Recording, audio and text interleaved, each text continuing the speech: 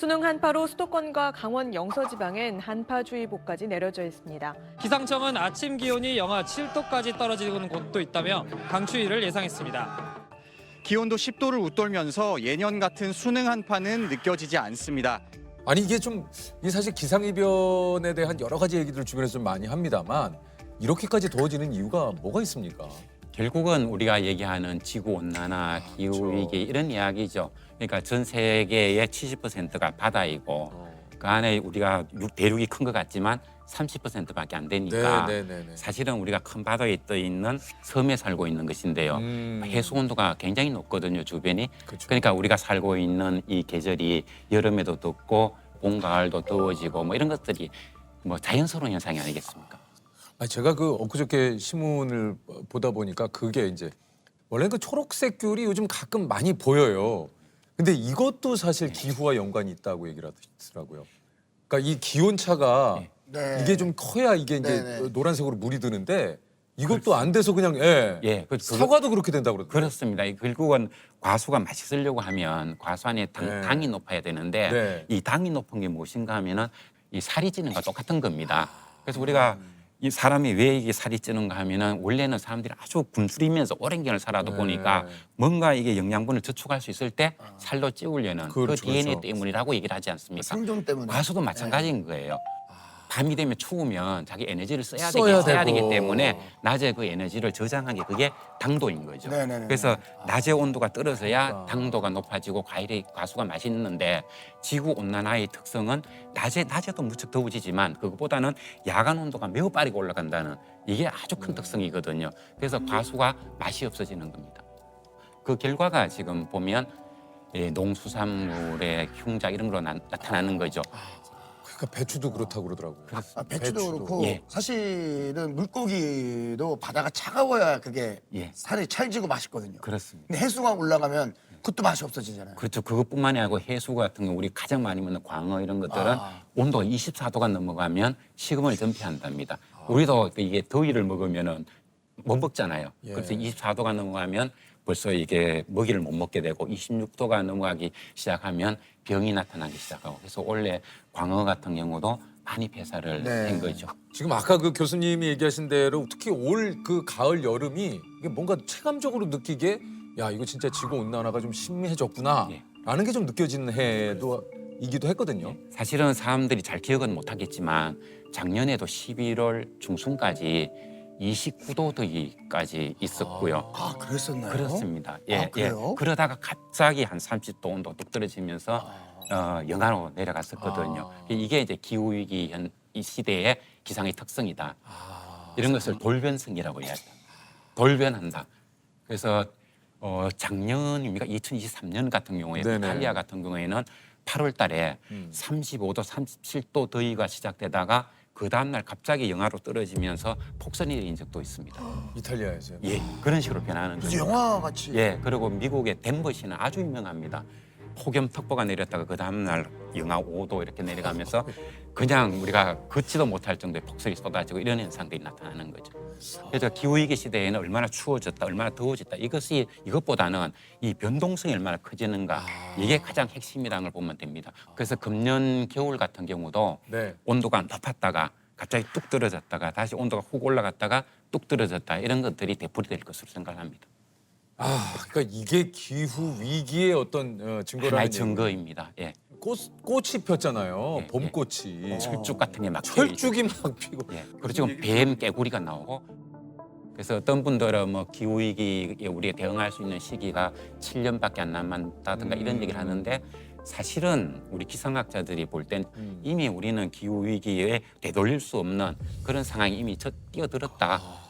그런 증거를 대라고 한다면 얼마든지 될 수 있을 정도의 그 정도입니다. 그게 전 세계적으로 그렇고 외에서 발생하고 있는 놀라운 기상현상이 우리나라에도 거의 똑같이 발생을 하고 있습니다. 교수님 올해 또 이게 폭염 전망을 하셔가지고 또 이제 쪽집게다 이런 얘기를 들으셨는데 지금 또 올겨울 영하 18도의 역대급 한파가 올 거다 예측을 또 하셨다고 그래요. 아니 근데 이게 이제 얼마 전에 기상청에서는 올겨울이 평년보다 따뜻할 거다 이런 예상을 좀 했는데 이게 좀 교수님과는 좀 의견이 조금 좀 차이가 있는 거 아닙니까? 예, 그 정보를 잘 읽어야 되는데요. 예, 네. 제가 사실 문어도 아니고 점쟁이도 아니고 사실 저는 데이터를 딱 놓지 않으면 이 전망을 할 수 없는 그런 사람인데 올 겨울이 예, 많이 추울 것이라는 그런 패턴들이 이미 많이 나오고 있었기 때문에 그걸 제가 얘기를 한 것이고요. 근데 이 평균이라고 하는 것은 온도가 높았다가 떨어졌다 이렇게 하면 두 개를 뒤에서 나누면 평균이 되는 것이고 그보다 조금 더 따뜻하면 이렇게 올라갈 수 있는 거죠. 근데 그것이 예, 실제적으로 그러면 한파가 안 온다는 얘기냐? 그건 아니고요. 올 겨울 온도는 변동폭이 많이 클 것이다. 그래서 지금 우리가 겪고 있듯이 온도가 쭉 올라갔다가 또 푹 떨어졌다가 이렇게 될 가능성이 있고요. 그렇게 되면 우리가 온도가 계속해서 추우면 적응이 되죠. 옷도 입게 되고 우리 몸이 적응이 되는데 우리가 온도계를 보고 아 이건 평균이니까 춥다 하면 안 되겠네 이렇게 말할 수 없잖아요. 우리 추우면 춥다고 얘기하는 거고 더우면 네, 더우면 네, 덥다고 네. 얘기해야 되니까 네, 그렇게 네. 보면 그렇게 따뜻한 더위다 따뜻함이 계속 이어지는 이런 겨울은 아닐 것이다. 아닐 것이다. 예. 교수님도 사실 말에 책임을 지셔야 되니까 예. 이야기가 굉장히 좀 어쩔 수 없어요. 예. 어쩔 수 없어요. 맞아요. 아 왜냐면 교수님이 네. 아까 얘기했죠. 교수님 무슨 뭐 쪽집게 도사님도 아니에요, 아니고 아니에요. 그건 알 수가 없어. 근데 전 세계 진짜 많은 분들이 노력하시지만 그 정확하게 예측한다는 거 사실은 그럼요. 그러니까 인간의 제가 영역을 벗어난 제가 거잖아요. 얘기하는 건 보면요 올 겨울이 추울 것이라는 것은 우리나라 기상청의 계절 전망에도 나왔고요. 물론 저는 9월달에 얘기했고 기상청에는 10월달에 얘기하고 한 달에 격차는 나지만 어쨌든 그거는 이제 누구나 다 전망을 했던 그런 이야기거든요. 그런데 사실은 이 얘기를 하려면은 좀 부담은 많이 됩니다. 그렇겠죠. 왜냐하면 이거는 5천만 국민들이 어. 시간이 지나면 누구나 다 할 수 있는 거짓말을 할 수가 없는 그런 현상이 네네네. 있죠. 그래서 저도 이 꼭다문에 가만히 있으면 비난을 받지 않는데 그 얘기를 했다가 맞지 않으면 큰 문제가 될 수가 그렇겠죠. 있고 그렇죠, 그렇죠. 또 이런 얘기를 하면 대비를 하시니까. 해야 되고 그렇죠. 그리고 그게 큰 비용이 들어가는데 그게 어긋나면 그렇죠. 부담이 클 수가 있지요. 네네. 근데 제가 잘 맞췄다 해가지고 뭐 누가 저에게 큰 칭찬을 하는 것도 아니고 돈을 교수님 욕만 입장에서는 그러니까 욕만 사실상 먹어 교수님. 아, 예. 못 맞추면 욕만 먹지. 또 맞췄다고 칭찬도 안 해. 그 유일한 혜택이라는 게 유퀴즈에 나오는 정도. 예. 하루에 어떤 기상의 변화는 우리 사모님이 더 잘 맞추신다고 그러는데요. 그런 예측은 더 좀 촉이 좀 네. 있으신 것 같으세요?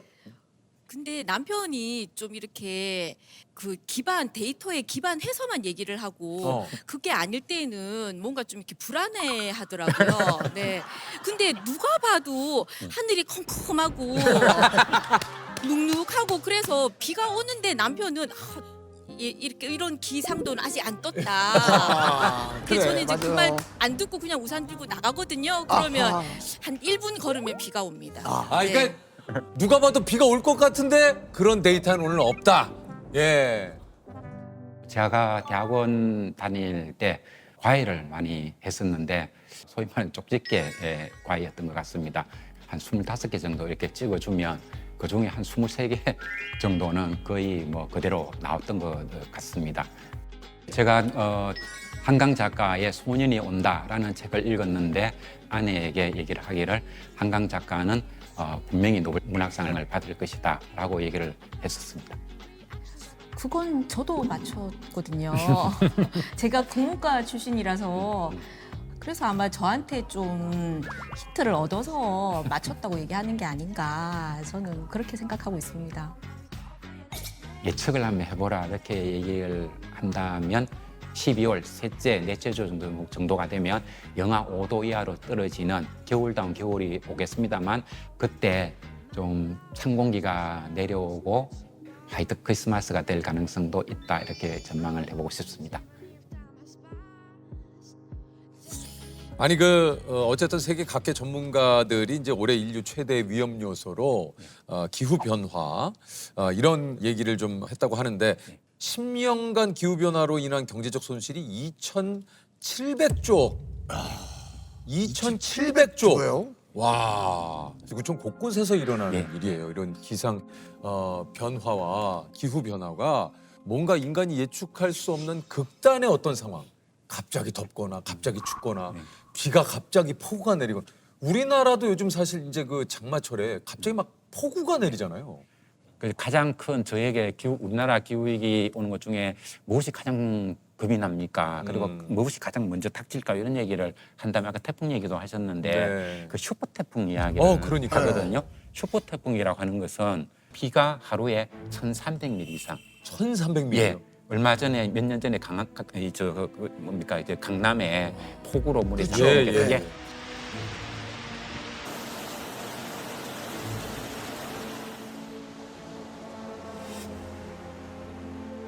예, 이게 예. 340mm거든요. 거의 그거야 4배네요. 4배 정도의 비가 오는 게 슈퍼 태풍입니다. 이걸 기후학자들에게 우리나라에도 슈퍼 태풍이 올까요? 그러면 2030년 전에는 오지 않을까 이런 얘기를 했거든요. 근데 사실은 그게 아니고 2019년에 일본이 거의 북해도부터 해서 오키나와까지 태풍 구름으로 다 덮은 하기비스라는 태풍이 있었는데 진료가 한반도라고 예보를 이미 냈었습니다. 그 태풍이 우리가 올라왔더라면 우리가 어떻게 돼 있을까 생각해 보면 지금 우리가 이 촬영을 못하고 있을 수도 있겠죠. 우리나라 그 어떤 도시도 1,300mm 비를 내렸을 때 건질 수 있는 도시가 없고, 그리고 우리 도시에 가보면 고층 빌딩이 굉장히 많이 있죠. 거기는 태풍이 오지 않아도 빌딩과 빌딩 사이에는 빌딩풍이라는 강한 바람이 불죠. 그래서 강한 저기압신하고 할 때는 그 바람 때문에 유리창이 깨지고 이런 사건이 이미 지금도 발생하고 있거든요. 근데 그게 만약에 시속 250km짜리 바람이 불면 어떻게 될까? 유리창 다 깨지는 거고 그 안에 사는 사람들은 그 안에 버틸지도 못할 겁니다. 이상하지 않는 그런 시기에 우리가 놓여져 있습니다. 그러니까 우리나라 도시들은 다 그렇게 만들어 놓았거든요, 지금. 그러니까 우리나라가 얼마나 대비가 안 돼 있는가 이걸 생각하면 너무나 끔찍한 것이고요.